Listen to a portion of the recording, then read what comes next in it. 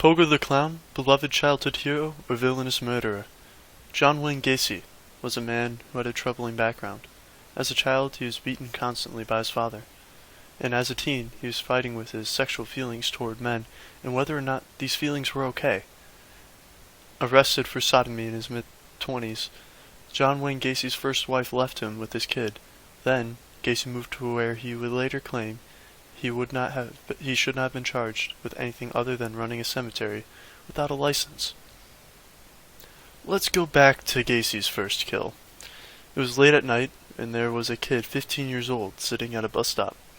Feeling in a generous mood, Gacy pulls the car over and offers the kid a place to sleep for the night.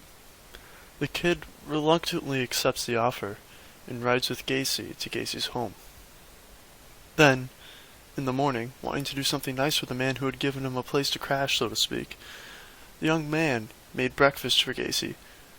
Then when breakfast was ready, forgetting that he had a knife in his hand, the young man walks into Gacy's room to wake Gacy from his slumber in order to have Gacy eat. Misinterpreting the situation completely with the kid having a knife in his hand, Gacy claims to have tackled the boy to the ground and wrestled a knife from him, stabbing him and killing him. And as the kid bled out, Gacy would later claim it was the moment that he discovered murder was the greatest thrill of life. Murder. The greatest thrill of life. He proved that he believed this theory after that moment. He lured several boys back to his home, strangling and killing them. The number of instances is not for certain, because he had passport and a few strange travel habits, but the amount of instances that he was charged with was 33. If he was charged with 33, how many more could there have been?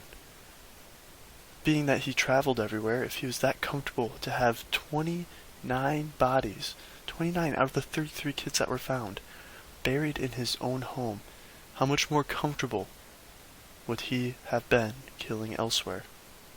These 29 bodies were not just in his house, but underneath his house in the crawl space. His MO was roughly 15 to 17-year-old boys that he would offer a job at his construction company. Then, he would take them home for dinner, or to give them a ride home. The other 4 boys that were found were dumped in the river of Middleton, in the middle of the town. After a while, the cops became suspicious of Gacy. Obtaining a warrant to search Gacy's house, they had found several items belonging to the missing boys. This gave them reasonable suspicion to get another warrant. Upon reaching his home for the second warrant, they found that 3 lime-covered bodies in the crawl space of Gacy's home. When questioned, Gacy admitted to these and thoroughly 27 other murders, and points out the exact locations of the bodies. Gacy was sentenced to death. During his time in jail, impending doom, Gacy became an artist, painting pictures of his alter ego, Pogo the Clown. These paintings became slightly more popular, some selling for up to $20,000, such as the one shown here. The purpose of these paintings, Gacy claimed, was to bring joy into people's lives. But look at this. It's frightening, and I personally think that he has some kind of mental issues that needed to be addressed in some way. And maybe he could have claimed insanity.